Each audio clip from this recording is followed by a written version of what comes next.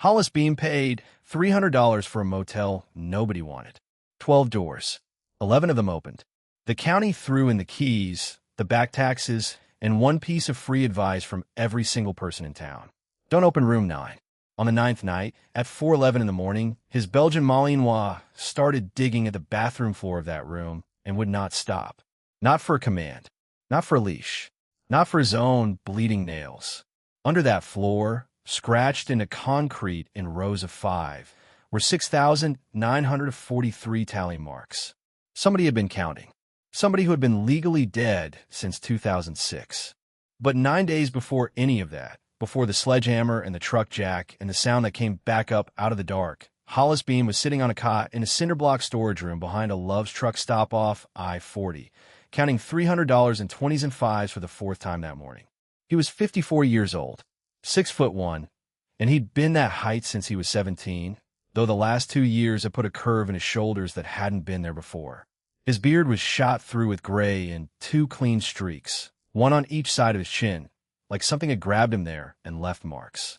His hands were big and cracked at the knuckles from wind. On the inside of his left forearm was a Navy anchor he'd gotten in Norfolk in 1991, when the ink was black and he was 19 and immortal, and now it had faded to the color of an old bruise, blue going yellow at the edges. The rope of the anchor blurred into a smear you had to already know to read. He wore a canvas work coat the color of dry grass. He had worn that same coat for 18 months. It had a tear at the right elbow he'd stitched with fishing line, and the inside pocket had gone soft as cloth money from the things he kept in it. The storage room was 11 feet by 9. Concrete floor, 1 bulb, a mop sink, and shelving along the back wall, stacked with cases of windshield fluid and paper towels. The night manager, a woman named Renata who had a son in the Army, let him sleep there in exchange for hauling trash and breaking down pallets and shoveling the lot when it iced. It was not a home. Hollis never once called it one. But it had a door that locked and heat that bled through the wall from the laundry, and for 18 months that had been enough of an argument to keep going. Sleeping against the wall on a folded moving blanket was 68 pounds of Belgian Malinois named Ruck. Ruck was 4 years old, fawn-colored with a black mass that ran up over his eyes like a burn, and he was built the way that breed is built, all chest and hindquarter and nothing wasted. He had washed out of the Amarillo K-9 program 18 months earlier for noise reactivity. That's the phrase on the paperwork. Noise reactivity. What it meant in practice was that gunfire and air brakes and slamming doors sent him somewhere nobody could follow. And a dog that can't be trusted at a traffic stop can't be a police dog. And a dog that can't be a police dog get a line drawn through his name. Hollis had been sweeping the kennel lot for $11 an hour the week they made the call. He'd asked what happened to the washouts. The handler said most of them get placed. Some of them don't. Hollis had $460 to his name that day. He signed a release with a pen that didn't work until he shook it. They'd been together ever since. Ruck slept on the blanket. Hollis slept on the cot. Neither of them made much noise, which is its own kind of arrangement. The auction flyer had come off a corkboard by the diesel pumps, pinned there under a card for a mobile welding outfit. Oldham County Surplus Property Auction. Vega, Texas. 9 parcels. Cash or certified funds. Day of sale. No exceptions. All property sold as is, where is, with all faults. Item 6 on that list was the Sunset Court Motel, 1109, Vega Boulevard, Old Route 66. 12 units. Single story. L-shaped, built 1954, boarded since 2007. Opening bid, $300. Hollis had read that number maybe 50 times in 9 days. He'd folded the flyer into eighths, and it lived in the inside pocket of the canvas coat, going soft at the creases, and every time he took it out to look at it, he expected the number to have changed into something honest. It hadn't. The auction was held in a meeting room at the Oldham County Annex on a Tuesday morning. 12 chairs, fluorescent lights, a coffee urn nobody had touched. 8 people showed. Hollis counted them the way you count exits. 2 landmen in press shirts who were there for a strip of grazing acreage and left the second it sold. A woman bidding on a county pickup with a bad transmission. A man in a feed cap who bid on nothing at all, and seemed to be there because the room was air-conditioned. The auctioneer was a heavy-set man in a short-sleeved dress shirt who read the parcel descriptions like a grocery list. When he got to item 6, he didn't even look up.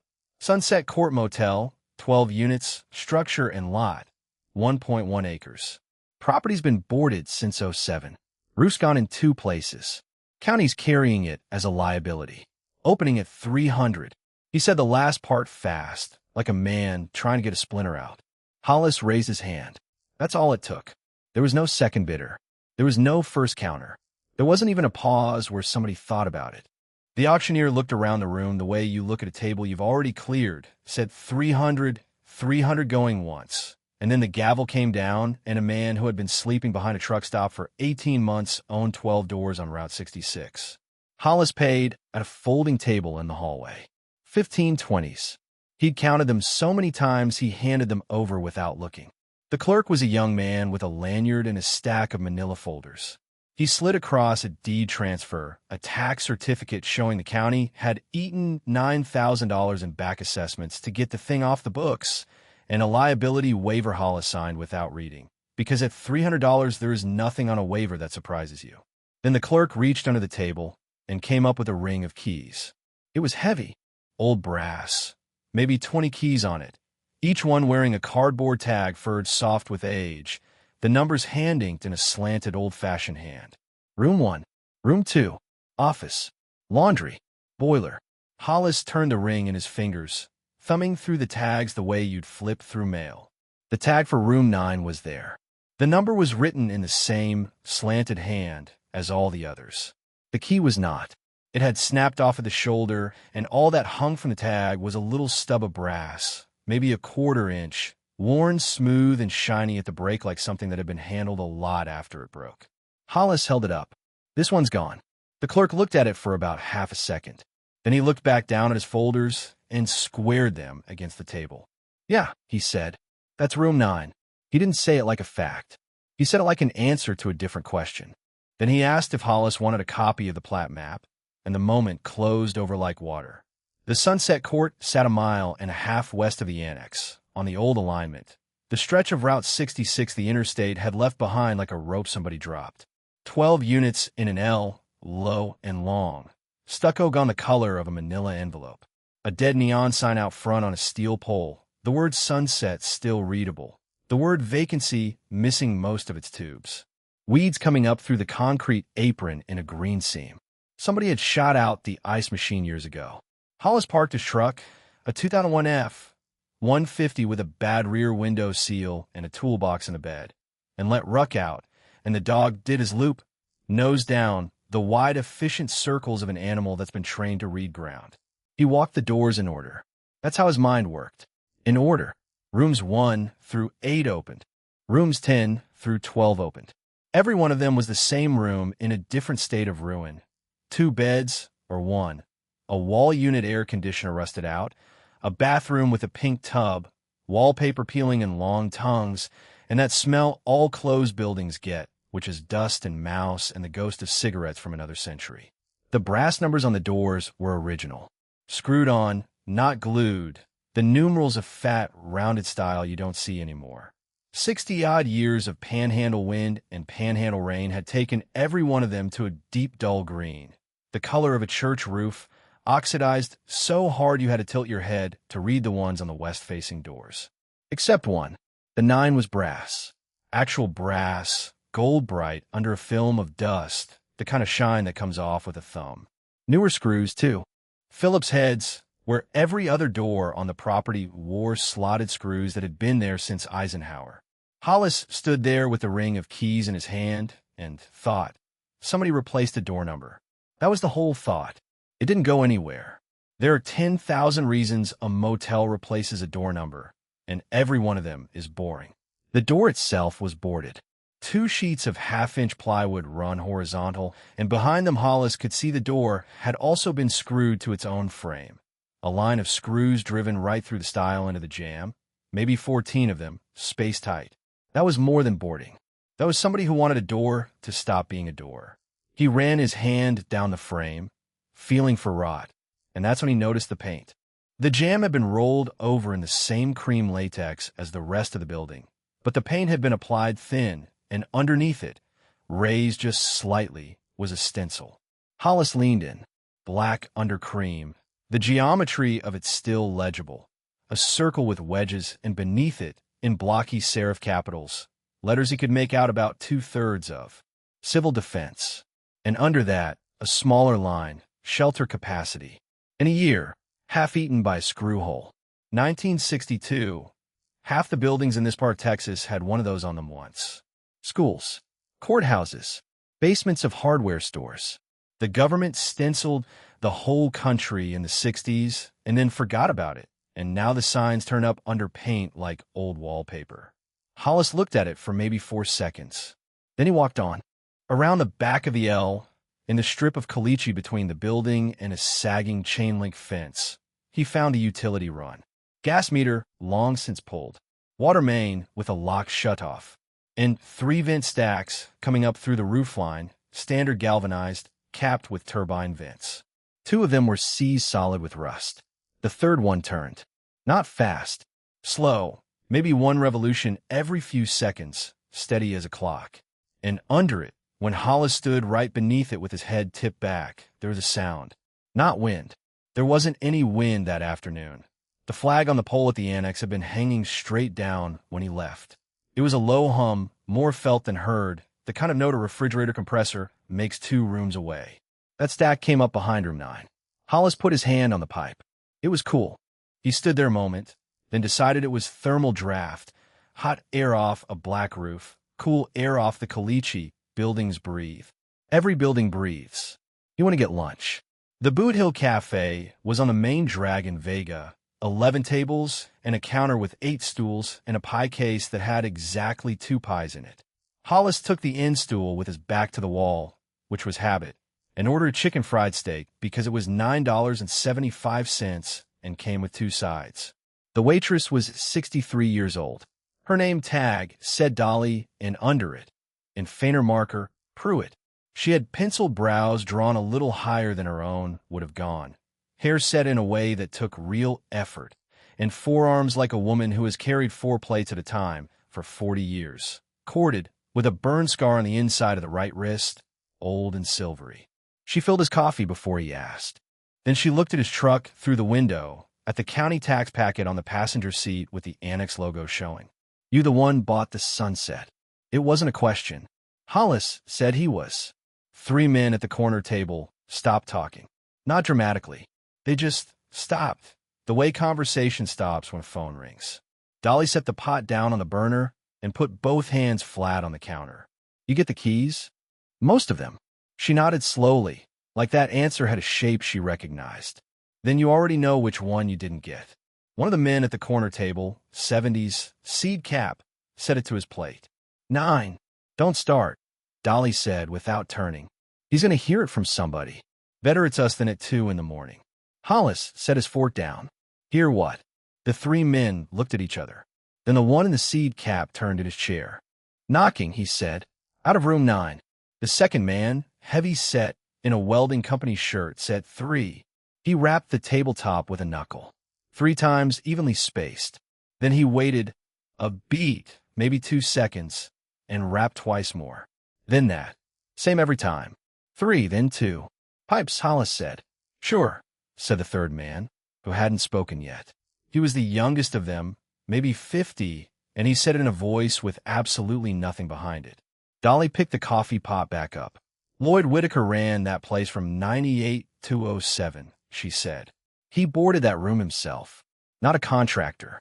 Himself, on a Sunday, with his own drill, and I watched him do it from this window while I worked a double. He wouldn't say why. Rented the other 11 for another 6 months, and then he shut the whole thing and moved to Lubbock, and he never came back through here, not once, not for his own sister's funeral. Superstition, the sea-cap man said, and shrugged and stirred his coffee. But here's the thing Hollis noticed, and he noticed it because noticing runes was a habit that had kept him alive in 3 ports and 1 bad decade. Every one of them said it like it was a joke. The words were all joke words. Old motel, spooky room, small-town nonsense. You know how people are. And not one of them was smiling. Dolly topped off his cup and leaned in slightly. and her voice dropped out of the room, meant just for him. "Fix up the other 11, Han," she said. 11's a good number. 11'll feed you. He got back to the property at 3:15 with a case of water, a pry bar, and a broom. Ruck jumped down out of the truck bed and started his loop around the ice machine along the fence line, nose working the same circuit he'd run that morning. At the concrete apron in front of the L, he came up the row of doors the way he always did, fast, businesslike, checking corners. Then, for feature over 9, he stopped. Not a flinch, not a startle. He simply arrived at a line that wasn't there and did not cross it.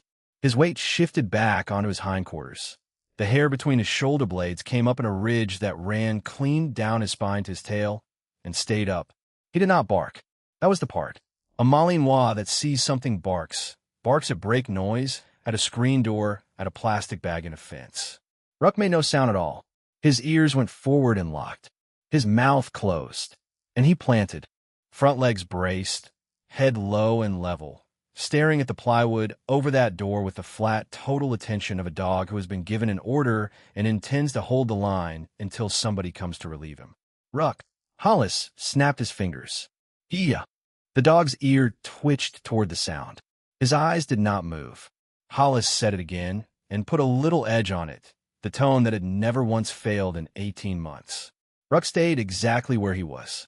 Hollis walked up the apron and stood beside him and put a hand flat on the dog's back, and the muscle under the coat was hard as a bundled rope.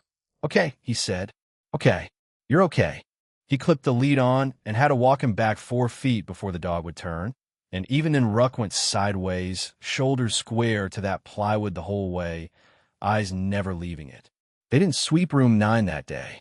They didn't sweep anything.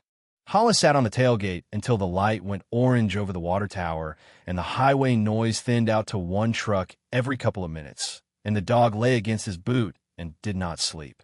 The next morning at 9:10, a truck came up the frontage road. It was a white Ford F-250, clean in a way nothing out there was clean, no dust on the rocker panels, which meant it got washed more than it got driven.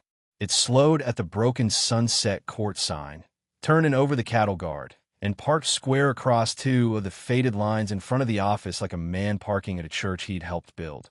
The man who got out was 71 years old and about 5'8", thick through the middle in the way of a man who had spent 40 years in a chair and eaten well the whole time. He had a full head of white hair combed wet and set, a face pink from a fresh shave, and reading glasses hooked in a shirt pocket. He wore a pressed pearl snap shirt, a silver-tipped BOLO tie with a piece of turquoise in it the size of a nickel, pleated slacks, and black dress shoes polished to a shine, out on caliche gravel, in August at a dead motel. Church shoes. That was the first thing Hollis thought. Man came out here in church shoes. "Morning," the man called. He held up a hand, friendly, palm out. "You be Mr. Beam." "I would." "Wendell Teague." He came across the lot with his hand extended, and his grip was warm and dry and lasted a half-second too long. "Retired county clerk. 38 years in that courthouse. And I'll tell you what, I recorded the deed on this property twice with my own hand. 1988 and 2001. That right? That's right." Wendell turned and looked at the L of doors, hands on his hips, and he smiled at it the way you smile at a photograph of somebody. "My brother ran this place. Family property. My daddy put the block up himself in 59. Behind Hollis, at the end of the lead looped around the mirror bracket, Ruck stood up. He didn't growl. He came up off the concrete slow and quiet and set his feet and put his ears forward, and he watched Wendell Teague's hands. "Handsome animal," Wendell said. "Shepherd. Malinois. Police dog. Was.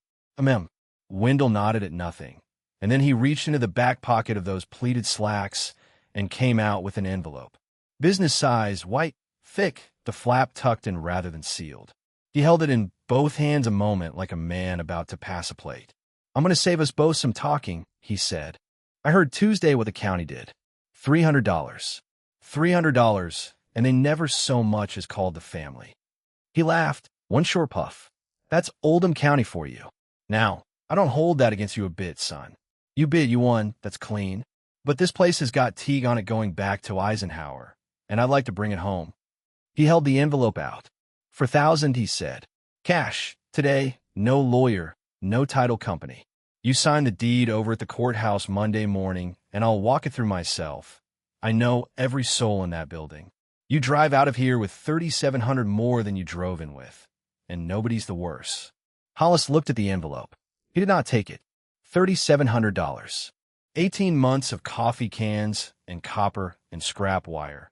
And a man in polished shoes was holding $3,700 out at arm's length at 10 in the morning on a lot that had been sitting boarded and rotting for 19 years without one Teague ever showing up to run a mower over it. You've been paying the taxes on this? Hollis asked. Wendell's smile stayed exactly where it was. Been some confusion about the taxes. 19 years of confusion. Family's complicated. So's $4,000. Wendell laughed again, and this time it was a real one, big and easy, and he shook his head like Hollis had told a good one at the counter. You're all right, he said. You're all right.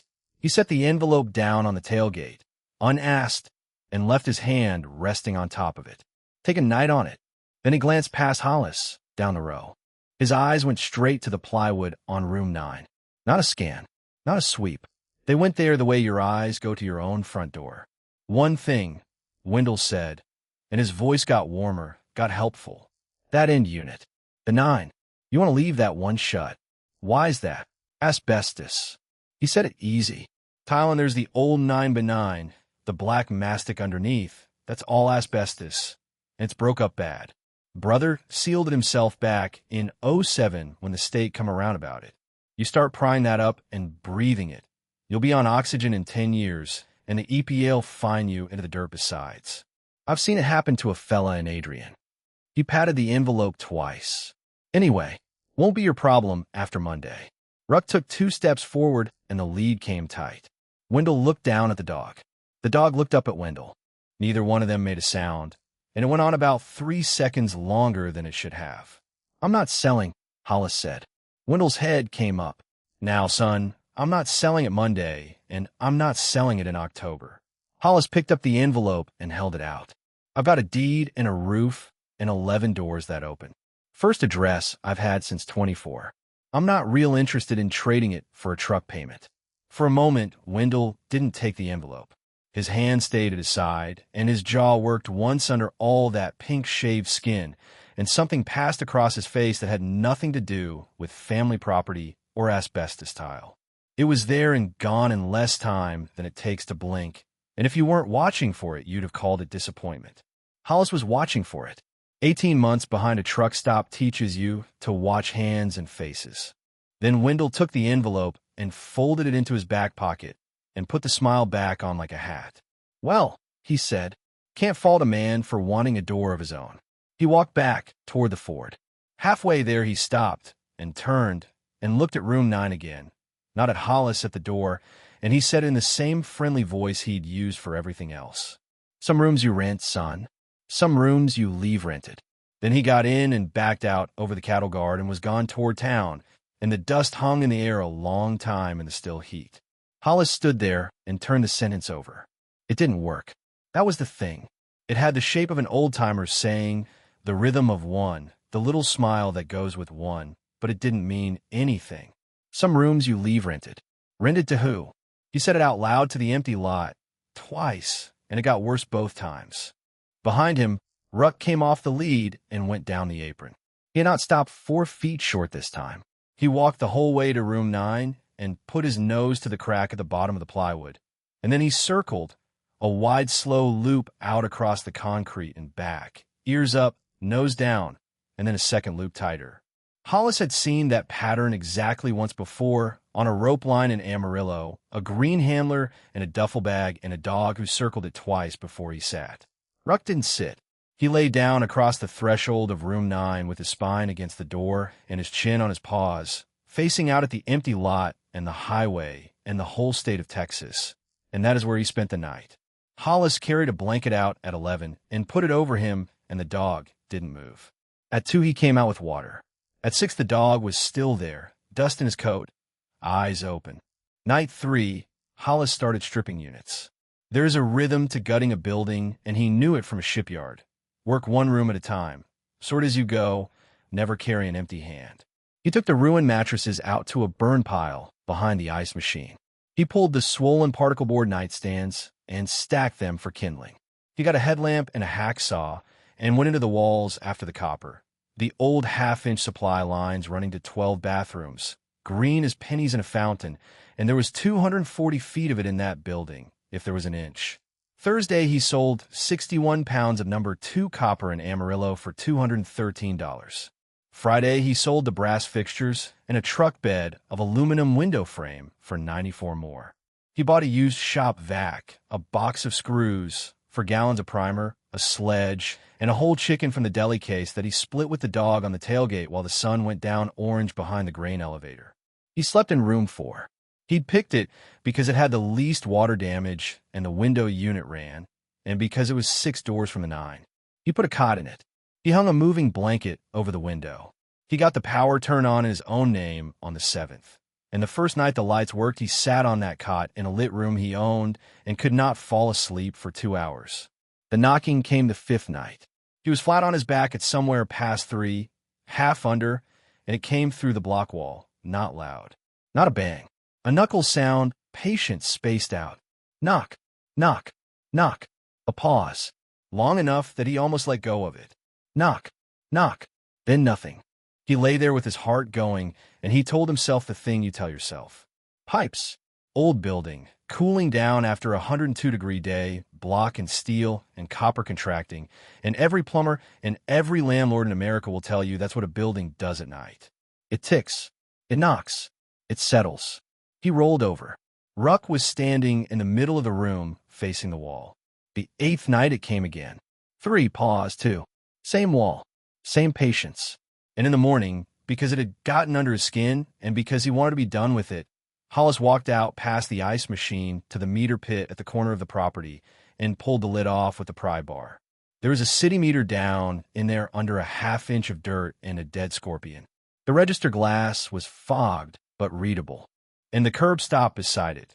The valve, the main, was turned crossways to the pipe, closed, and through the tang of it somebody had run a wire and crimped a lead seal. The seal was stamped. He had to scrape it with his thumbnail to read it. City of Vega, 2007. Hollis crouched there in the dirt with the lid in his hand and did the arithmetic. No water to that building in 19 years. No pressure. Nothing in those lines, but air since before his last deployment. Pipes don't knock when there's nothing in them. The night after that he did not sleep at all. He sat up in room 4 with the door open and the lot lit by one buzzing sodium light, and listened to nothing until the sky started to go gray. And around 3:30, he finally went down, hard, sideways, boots still on. At 4:11 in the morning, the sound that woke him was not knocking. It was scratching. Fussed. Frantic. The dry rasp of nails on ceramic, over and over, with a wet edge coming into it. Ruck was gone from the room. Hollis came off the cot with the headlamp in his hand and went out barefoot on the concrete, and the plywood over room 9 was lying flat in the lot. The dog had gotten his teeth into the bottom corner where the screws had rusted through, and he had torn off the frame. The door behind it stood open 6 inches. Hollis went in. The room was cold. Not cool. Cold, 10 degrees under the night air, and the air had a mineral smell to it, wet stone and rust. The bathroom light didn't work. The headlamp caught the dog first. Ruck in the corner by the tub, digging at the floor with both front paws, throwing grout dust and tile chips back between his legs in a spray, and he had been at it long enough that the white dust hung in the beam like fog. Ruck! Out! The dog didn't hear him, or heard him and refused. Hollis grabbed his collar and hauled, and the dog came up on his hind legs and kept digging at the air. There was blood on the tile. 2 of the nails had split back into the quick. Hey! Hey! Hollis got both arms around 68 pounds of him and dragged him back and held him, and the dog was shaking and would not take his eyes off that floor. Hollis put the light down. There was a hole in the tile about the size of a dinner plate where the grout had gone to powder and 4 squares had lifted. He got the pry bar. The first tile came up with a crack. The second came up in 3 pieces. He worked out from there, and the mastic under it was black and old, and the dust made him cough, and he thought about asbestos and kept going anyway. For feet by 4 feet, he cleared it. And under that tile there was no slab. There was a square of mortar. Newer mortar gray, poured into a frame. You could see the board lines pressed in the edges, sitting in a rectangular gap where the original concrete had been broken out and never repaired. A patch 4 feet by 4 feet in the bathroom floor of a motel room nobody was allowed to open. Hollis brushed it clean with his hand, and down in the corner of that patch, drawn into the wet mortar with a fingertip and set hard as stone 19 years ago, were 5 characters. CD 1962. He sat back on his heels in the dark with the dust settling on his arms. Civil Defense. 1962. The same stencil half buried under paint on the outside of the door frame. The one he'd looked at on the first walk-through and filed away as nothing. Somebody hadn't just sealed a room. Somebody had filled a hole. Hollis went out to the truck and came back with the sledge, and he swung it at 4 in the morning in a boarded motel on Route 66. And the first hit rang off the mortar like a struck bell and put a spiderweb through it. The 4th hit broke a chunk loose the size of a dinner plate, and it fell. And the sound it made was not the sound of a rock hitting dirt. It fell a long way. Then it clanged. He worked for 2 hours. He broke out mortar until his hands were numb and his shirt was gray and the eastern window went the color of a nickel. When the sledge stopped being enough, he backed the truck to the door, ran the bumper jack down through the busted mortar under a rebar loop somebody had set in it, and cranked. The last slab of it came up with a groan and slid, and Hollis dragged it aside, and there it was. Steel. A plate of steel, maybe 3 feet square, painted battleship gray, rusted at the seams, with a lever handle and a hinge, and a raised triangle in a circle cast into the middle of it. A hatch. He knelt and put both hands on the handle, and it did not move, and he beat it sideways with the sledge until it did. And then it turned, and the seal broke with a sound like a jar opening. Cold came up out of the floor. Cold air in August in Texas. It came up around his face, and it smelled like rust and rainwater and old paper and something else underneath, something human and close. Below the hatch, a steel ladder went down into black. Hollis put the headlamp beam down it, and the light did not find a bottom he could make sense of, just rungs and rungs and a curve of concrete wall. He leaned into the hole. Hello. His own voice came back at him, flattened. He waited. The dog stood at his shoulder, absolutely still, ears forward, one paw off the ground. Anybody down there? And out of the dark, from somewhere below the floor of a motel that had been boarded shut since 2007, something answered. Knock, knock, knock. A pause. Knock, knock. Hollis Beam did not remember going down the ladder. He remembered his hands on the rungs and the cold coming up his forearms and the smell getting stronger and the headlamp swinging and Ruck barking above him for the first time in 9 days. And then his boots hit a floor and he turned around. The room was maybe 20 feet by 30. Concrete on all 6 sides. The beam caught steel shelving along the far wall, stacked with cans, hundreds of them, labels bleached to nothing, and rows of plastic jugs, and a 5-gallon bucket rigged under a pipe with a length of garden hose taped into it running up into the ceiling. It caught a crank ventilator bolted to the wall, hand-painted with a serial number, its handle worn down to bare bright metal. It caught a cot, and on the cot, sitting up, facing exactly the wrong direction, was a man. He was 68 years old, and he could not have weighed 91 pounds. His hair was white, and it went past his waist. His beard was in his lap. His skin had no color left in it at all. Not pale, not gray, just the color of something that has never been outside, and it hung off his forearms in folds. He was wearing what had been a work shirt and a pair of trousers cinched to nothing with a length of electrical wire. He turned his face toward the light, and he did not squint. His eyes were open, and they were the color of milk with blue in it, both corneas clouded over, and they didn't track. They didn't move at all. He raised one hand, slow, and knocked 3 times on the frame of the cot. Then a pause. Then twice. And behind him, running the entire length of that concrete wall, floor to ceiling, in bundles of 5 scratched into the paint with something metal, were tally marks. Thousands of them. Hollis did not touch him. He put the headlamp down on the floor with the beam aimed at the ceiling so the room went soft and gray instead of white. And he crouched about 6 feet back, and he said, "Sir." He said it twice. He said it loud enough that the sound came back off the concrete. Nothing. The man's face didn't change. His eyes stayed open and stayed still. So Hollis did the only thing left. He crossed the 6 feet on his knees, and he reached out and he knocked 3 times on the steel frame of the cot. He waited. Then he knocked twice. And the old man began to cry, without any sound at all, the way a person cries when they learn a long time ago that nobody was coming, and crying out loud was just wasted air. The pencil was in a coffee can on the second shelf, along with 60 or 70 others worn down to stubs, flat red carpenter's pencils, the kind that come free in a lumberyard bin. Marion Teague knew exactly where it was. He stood up off the cot on legs like broom handles, put one hand on the shelf, took 2 steps he'd taken 100,000 times, and got one. He wrote on the wall, big block capitals, for inches tall, pressed hard, because he couldn't see them and had to feel the drag of the lead to know he'd made them. Who? Hollis took the man's hand. It weighed nothing. It was cold, and the nails were long and yellow and split. And he opened the palm and printed with his index finger, slow, 1 letter at a time. The old man's mouth moved around it. Then he turned back to the wall. I am Marion Teague. What year? Hollis stopped.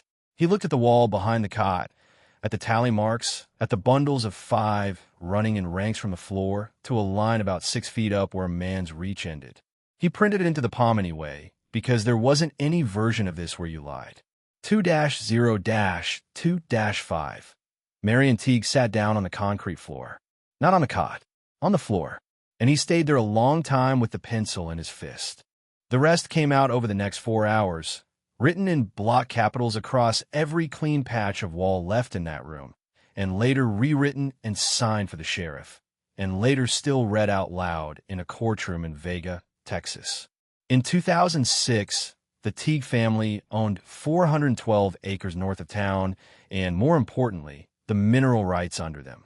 3 siblings. Marion, the oldest, who'd never married, who'd run the Sunset Court Motel since 1979 and lived in the office. Wendell, the middle one, county clerk, church deacon, 3 kids. And Faye, the youngest, who by then was in a nursing home in Amarillo with early onset Alzheimer's and no money. Gas prices went up in 2005.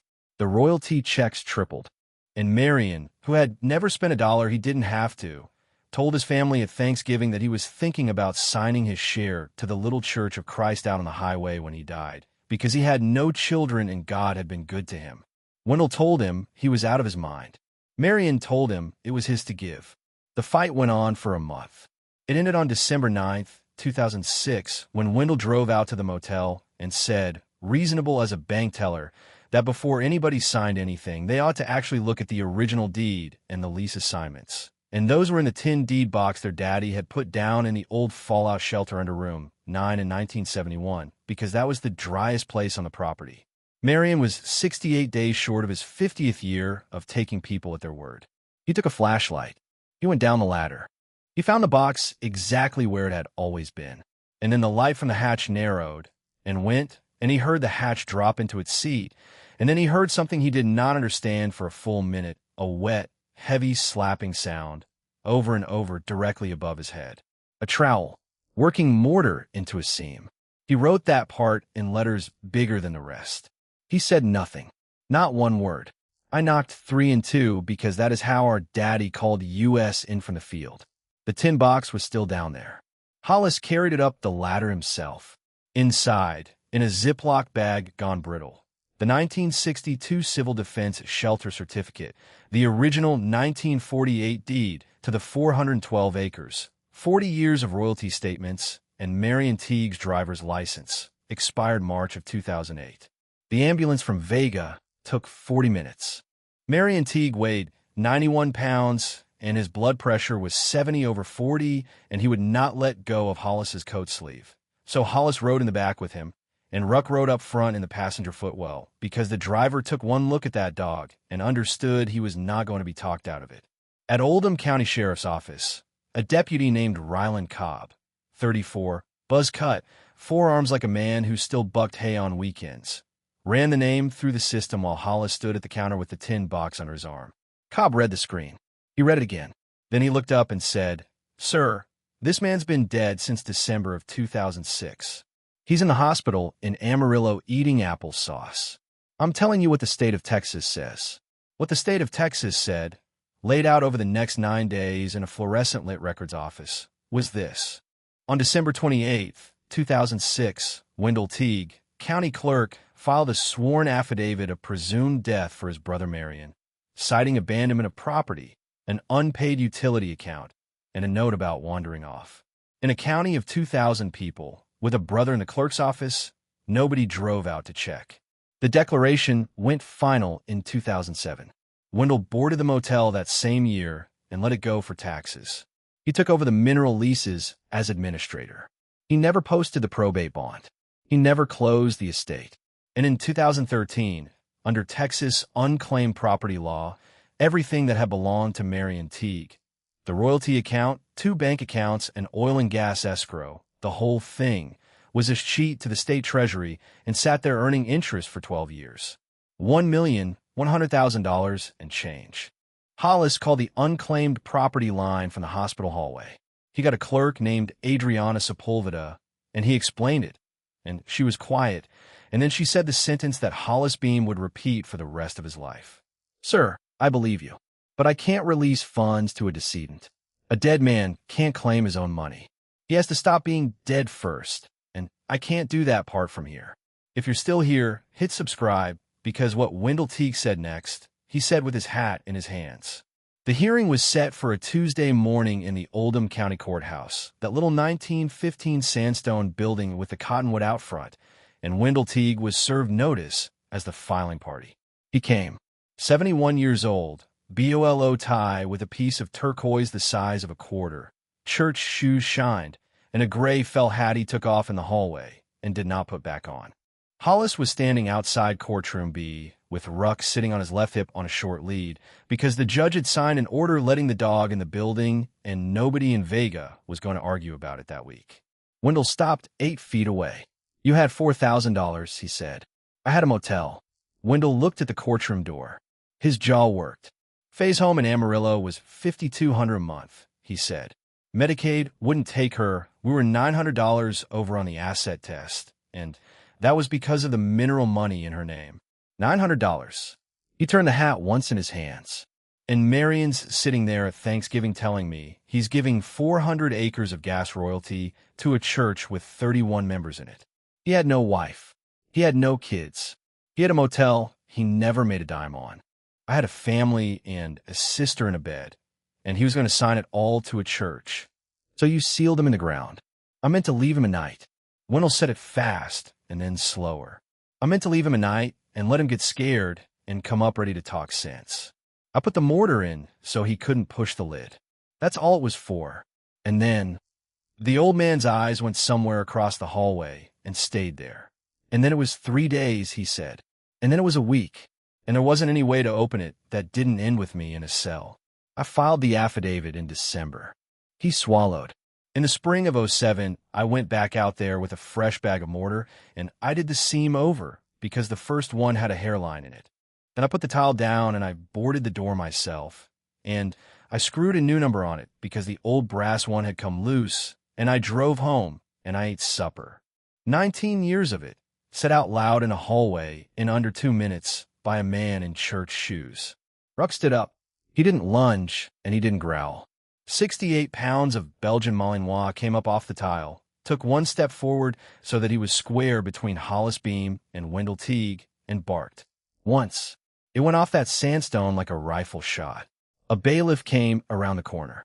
Wendell Teague sat down hard on the wooden bench against the wall and put his face in his hat. After that, it moved fast. The hearing to vacate the death declaration took 9 minutes. Marion Teague was wheeled and wearing a borrowed Navy suit 2 sizes too big, the shoulders standing off him like a coat on a nail, and a court-appointed interpreter printed the judge's words into his palm 1 letter at a time. Fingerprints matched the 1974 card in the county file. The judge, a woman named Estelle Rhodes, 22 years on that bench, asked exactly 2 questions, then said that the record of the court had been wrong since December 28, 2006, and that it was corrected as of that moment, and that Mr. Teague was alive and had been the entire time, and the state of Texas regretted the error. Marion couldn't hear it. They wrote it for him. He nodded and kept nodding. Wendell Teague was indicted in October on aggravated kidnapping, unlawful restraint of an elderly individual, tampering with a governmental record, and theft over $300,000. He pled out in February rather than make his brother testify. 25 years. He was 72 years old when he went in. In November, an audiology clinic in Amarillo, a technician fitted Marion Teague with 2 hearing aids and turned them on at low gain, and the first sound he heard in 19 years was not a voice. It was Ruck's nails on the tile floor, crossing the room toward him. He put both hands over his face, and he made a sound, and this time it came out loud, and nobody in that room told him to stop. The state treasury released the funds on the 9th of March. $1,100,000 in change, wired to a man who had been legally deceased for 19 years, 3 months, and 11 days. The first thing Marion Teague did with it was pay off his sister Faye's nursing home through the end of her life. The second thing he did was call Hollis Beam and ask him to drive down to the diner. It's the same diner. Dolly Pruitt still works the counter, 63, pencil brows, hands like a woman who has carried plates for 40 years, and she poured 3 coffees and set the pot down and did not go back to the kitchen because she had been one of the people who told Hollis Beam not to open that door. Marion sat on the second stool with a pen he could just barely see. His hair was cut short and white. He weighed 131 pounds. He wore new hearing aids and a pair of glasses that would never give him back more than shapes and light. The deed was already drawn. The Sunset Court Motel, 12 units on Old Route 66, Vega, Texas, to Hollis Beam, for consideration of $300. That's what you paid the county, Marion said. His voice was rough and too loud, the way it is with men who are relearning volume. That's what it's worth. Anything else, and you'd argue with me. Hollis said, I can't take it. You already took it, Marion said. I'm just fixing the paperwork. His hands shook so badly Dolly had to steady the page. He signed it. She witnessed it and dated it and pressed the notary seal down with the heel of her hand, and then she turned around and wiped her face on her apron and told everybody the pie was fresh. Hollis Beam walked out onto the concrete apron where he'd parked 11 months earlier with $300 gone and a dog in the truck bed. Ruck was lying in the sun by the door of room 9. He always lay there.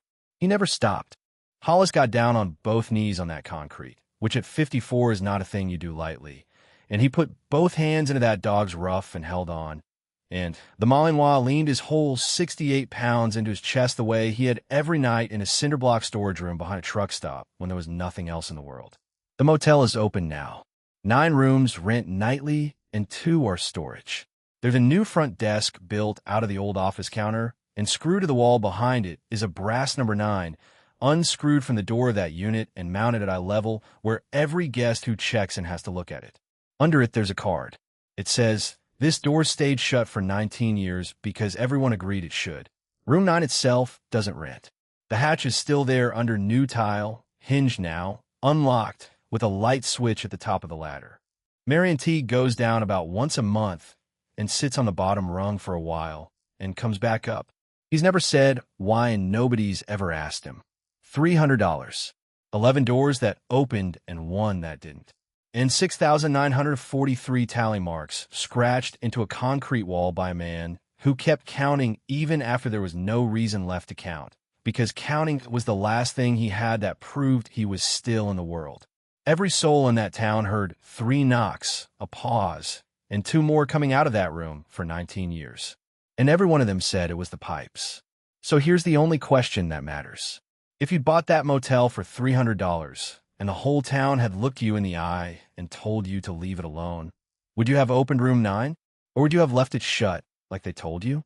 Yes or no? Say in the comments.